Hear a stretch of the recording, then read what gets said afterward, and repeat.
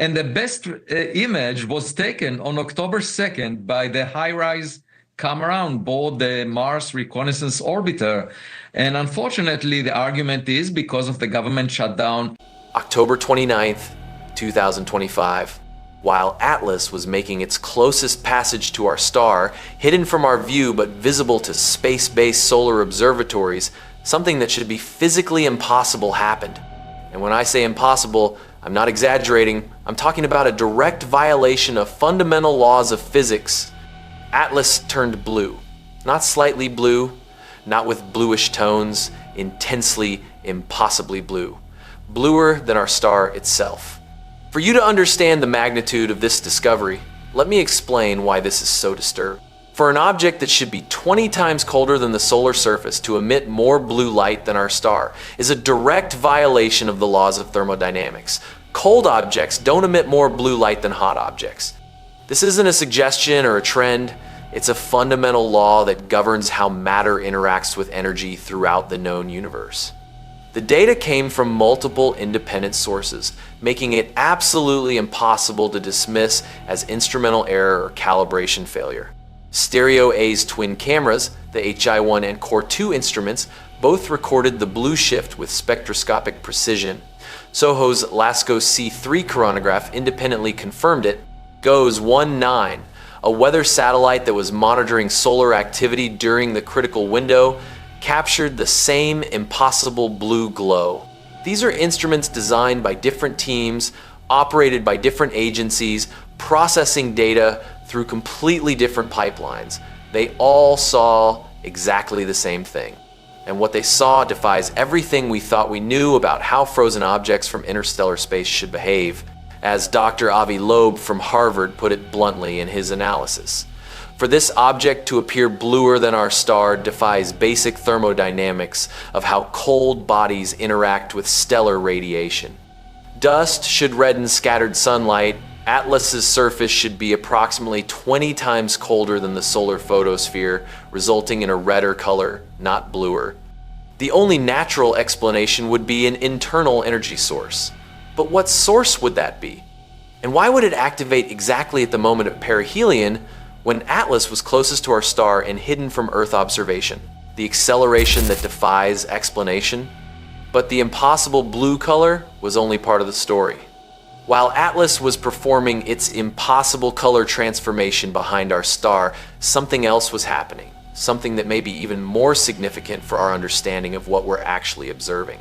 David Farnokia from NASA's Jet Propulsion Laboratory, a navigation engineer with a PhD in mathematics from the University of Pisa, detected non-gravitational acceleration during perihelion. And we're not talking about a small perturbation. We're talking about 135 kilometers per day squared of radial thrust away from our star, plus 60 kilometers per day squared transverse, perpendicular to the solar direction. These aren't trivial forces. This isn't statistical noise hidden in error bars. This is real, measurable, directional thrust occurring exactly at 1.36 astronomical units from our star, right at perihelion, right at the moment of closest approach when we couldn't see what was happening. Now, comets naturally accelerate all the time through what we call the rocket effect. Sublimating ice creates gas jets that push the comet like tiny rocket engines. This is completely normal and expected. But here's what makes Atlas different, and why this discovery is keeping some of the world's best physicists awake at night.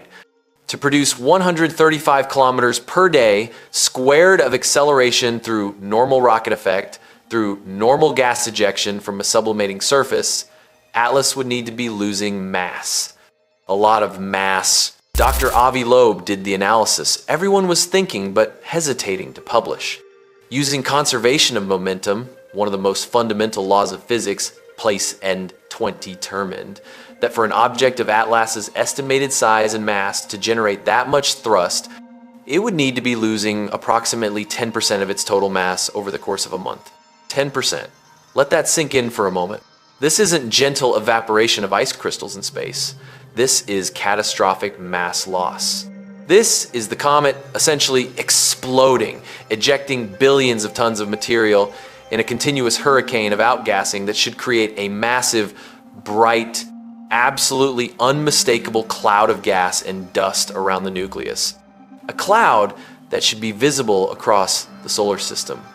A cloud that every telescope should easily detect when Atlas emerges back into view in November. As Loeb stated his prediction crystal clear, we should see a dense gas cloud around it in November and December. Not might see, not maybe we'll see, should see. Because if the non-gravitational acceleration is being caused by natural cometary outgassing, then the laws of physics, specifically conservation of momentum, require that this cloud exist. It's not optional, it's not uncertain, and if we don't see that cloud when Atlas emerges in November, then the acceleration can't be natural. Something else must be producing that thrust. Something that doesn't involve massive material ejection, the images that disappeared. And here our story takes an absolutely frustrating turn into bureaucratic absurdity. Exactly when Atlas was making the most important observations of its entire transit through the solar system, when we finally had the opportunity to obtain high-resolution data that could definitively resolve its nature, government bureaucracy intervened in the worst possible way. October 1st, 2025. The United States government ran out of funding authorization. Multiple agencies, including NASA, were forced to furlough non-essential personnel. Scientific operations continued where possible, but communications stopped. Press release launches ceased. Data sharing slowed dramatically.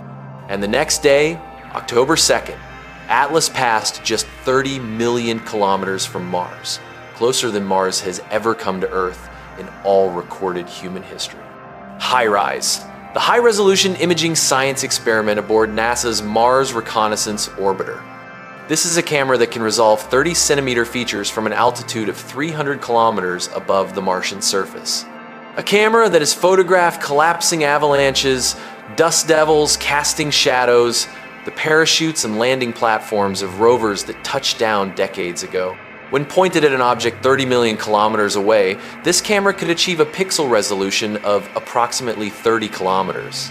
To put this in perspective, our best Atlas images from Hubble and Keck had resolutions 3 times worse. These images were taken. Multiple researchers confirmed that HiRISE was tasked with observing Atlas during the Mars flyby window. The geometry was favorable, the pointing was possible, the observation was successfully executed.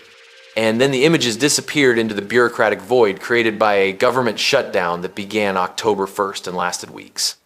Avi Loeb was explicit about this in multiple interviews. In his appearance on the Joe Rogan Experience, in his written statements, in interviews with multiple news outlets, he clearly stated that he requested access to these images. He contacted the HiRISE principal investigator directly, received no response, followed up, still nothing. The images exist, they're sitting on a server somewhere in NASA's data pipeline, but they haven't been released, they haven't been made public, they haven't been shared with the scientific community that desperately wants to see them. NASA hasn't confirmed the existence of these images. They also haven't denied it. They've said absolutely nothing. The silence is deafening. Loeb called it terrestrial stupidity, not evidence of aliens, not a cover-up, but basic human incompetence interfering with discovery. The universe doesn't care about government shutdowns, he said. Science doesn't pause because politicians can't agree on spending bills. The scientific war, Loeb versus the establishment. These discoveries have created a civil war in astronomy that goes far beyond Atlas. It's a fundamental battle about how science should respond to anomalies, how much weight to give unlikely explanations, and whether the possibility of discovering something truly revolutionary justifies the reputational risk of being spectacularly wrong. Brian Cox, physicist and science communicator, stated his position unequivocally. Atlas is a comet made of carbon dioxide and water ices and bits of other things. It has a predictable orbit. It will pass by our star and continue drifting through the galaxy. Speculation about alien origins is, in his words, nonsense. It's sensationalism. It's misleading the public about how science works and what the evidence actually shows. Loeb's response was equally direct and much sharper. Cox is like a cave dweller who finds a telephone and calls it just a rock. Real scientists play on the field guided by data, while commentators sit on the sidelines repeating popularity contests. But safe positions don't lead to revolutionary discoveries. They lead to confirmation of what we already believe. But Loeb argues that when you have 9 documented anomalies in the same object, when the cumulative probability of all these anomalies occurring naturally drops below a certain threshold, you have a scientific obligation to consider alternatives. Even uncomfortable alternatives. Even alternatives that sound like science fiction. The data trapped in space, there's a spacecraft out there right now that has already seen everything we're waiting to discover. ESA's JUICE probe, Jupiter Icy Moons Explorer, made its ATLAS observations between November 2nd and 25th, 2025. Multiple instruments, cameras, spectrometers, particle sensors. The craft was perfectly positioned to observe the comet in the immediate aftermath of perihelion, during the critical window when any massive outgassing from the unexplained acceleration should still be visible, still creating a bright and expanding cloud of debris that would be unmistakable in the data. JUICE saw it. Whatever is happening with ATLAS right now, whatever state it's in as it moves away from our star, JUICE has already captured that information. The photons have already hit the detectors, the data has already been recorded, the observations are complete. And we won't know what they show until February 2026. 3 months. 3 months of waiting while the most important data about ATLAS sits in a computer memory aboard a spacecraft that's too far from Earth to send that data quickly home. 3 months of speculation, debate, analysis of older observations, and growing frustration among astronomers who know the answers they need have already been collected but are completely inaccessible. The reason for the delay isn't mysterious or suspicious, it's purely technical. JUICE is currently about 2 astronomical units from Earth and moving away. At that distance, radio signals take approximately 16 minutes to travel in each direction. The craft uses its main high-gain antenna as a heat shield during certain parts of its trajectory, which means it has to rely on the smaller medium-gain antenna for communications. The medium-gain antenna has a much lower data rate, everything slows down, scientific data is prioritized and queued. Observations are transmitted in the order they were made, with the most critical information sent first. For those just arriving at the ATLAS story, let me tell the complete journey of this extraordinary object, a visitor from another star system that is rewriting our understanding of what's possible in the universe. The billion-year journey, ATLAS, was discovered on July 1st, 2025, by the ATLAS Detection System in Hawaii, initially cataloged as just another asteroid until it became clear this object was something far more extraordinary. It was coming from interstellar space, traveling at an impressive speed of 61 kilometers per second, nearly double the speed of Oumuamua, the first confirmed interstellar visitor. Working backward on its trajectory, astronomers determined that ATLAS began its journey an incredible 7.5 billion years ago, departing from a region near the constellation Lynx. To put this in cosmic perspective, when ATLAS started its epic journey across the galaxy, our star didn't yet exist, Earth hadn't formed, and life as we know it was still a distant impossibility. During all these billions of years, this object traveled through the interstellar void, surviving cosmic radiation, galactic magnetic fields, and gravitational encounters with countless stellar systems. The first anomalies. From the moment of its discovery, ATLAS began revealing properties that defied all expectations about how interstellar visitors should behave. Geometrically suspicious trajectory. Its orbit was aligned with the ecliptic plane, the flat disk where all the major planets in our solar system orbit, with a precision of only 5 degrees. For an object coming from a random direction in interstellar space, the probability of this coincidence is only 0.2%. It's as if ATLAS had deliberately chosen the most efficient route to visit multiple planets in a single pass through the solar system. Industrially impossible chemistry. When large ground-based telescopes began analyzing ATLAS's spectroscopic composition, they discovered something deeply disturbing. The object was emitting nickel, but without iron. In nature, nickel and iron are absolutely inseparable companions. They form together in the cores of massive stars, travel together through the interstellar medium, and condense together in the formation of planets and comets. The only known exception to this universal rule occurs in industrial nickel refining processes, specifically the carbonyl process developed in the 19th century. And the dominant gas being emitted by Atlas? Exactly, carbon monoxide, 87% of all observed volatile emissions. Chemically anomalous color sequence: July, red, normal for distant comet with dust dominating. September, green, normal for C2 emission, but Atlas has extraordinarily low levels of carbon chain molecules. October, impossible blue that violates fundamental thermodynamics, the 9 documented anomalies. Optimized orbital alignment. Only 0.2% natural probability for this geometric precision. Extreme velocity, 61 kilometers per second, nearly double other known interstellar visitors. Industrial chemistry.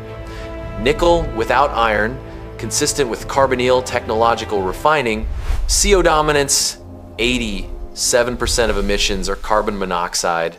Color sequence: red, green, impossible blue. Accelerated brightness, brightening rate that broke all predictive models. Massive nucleus, between 440 meters and 5.6 kilometers, much larger than typical visitors. Early activity. Outgassing detected beyond Jupiter's orbit when it should be inactive. Solar anti-tail, tail pointing toward our star, unusual geometry. Individually, each anomaly can be explained with extremely uncommon natural processes. But 9 anomalies in the same object, the cumulative probability becomes astronomical. What's next? December will be definitive. November. Atlas emerges from behind our star around the 11th, becoming visible again in the pre-dawn sky, low in the constellation Virgo. If it's still blue weeks after perihelion, this will indicate an active energy source that doesn't depend on solar distance. December 19th, maximum approach to Earth, 270 million kilometers. Hubble, Webb, and dozens of ground-based telescopes will all turn their full attention to this visitor from beyond. We'll finally get the high-resolution data we need. We'll see the true color with spectroscopic precision. We'll measure the spectral lines and identify exactly which molecules are present and in what proportions.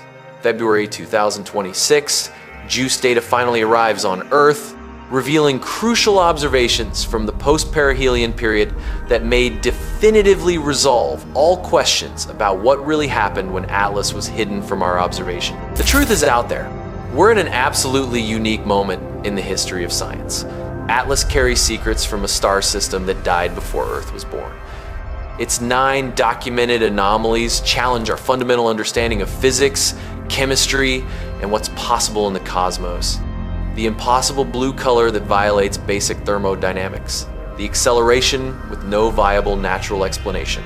The chemistry that only exists in terrestrial industrial processes. The high-resolution images hidden by bureaucracy. Crucial data trapped in space for 3 more months. Maybe it's just a very strange comet with extremely unusual natural properties that require a remarkable convergence of improbable circumstances. Or maybe it's evidence that we're not alone in the universe, that technology from other civilizations is within reach of our telescopes, visiting our solar system exactly during the few decades when we developed the ability to detect it. December will give us definitive answers, or will give us even more questions that challenge everything we thought we knew about the cosmos and our place in it. For those following the channel, what do you think of the most recent discoveries? Do the impossible blue color and unexplained acceleration fundamentally change your perspective on what Atlas might really be? For those just arriving, after learning about all 9 documented anomalies, do you think Atlas is a very strange comet with unusual natural properties, or something completely different? If you want to follow this extraordinary story as it unfolds, subscribe and activate notifications. I'll bring all updates as data arrives in December and JUICE data in February, because one thing is absolutely certain. Atlas is rewriting our understanding of what's possible in the cosmos, and we're living through this potentially revolutionary discovery in real time. Until next time, and remember, the universe is much stranger, more wonderful, and possibly more inhabited than we ever imagined.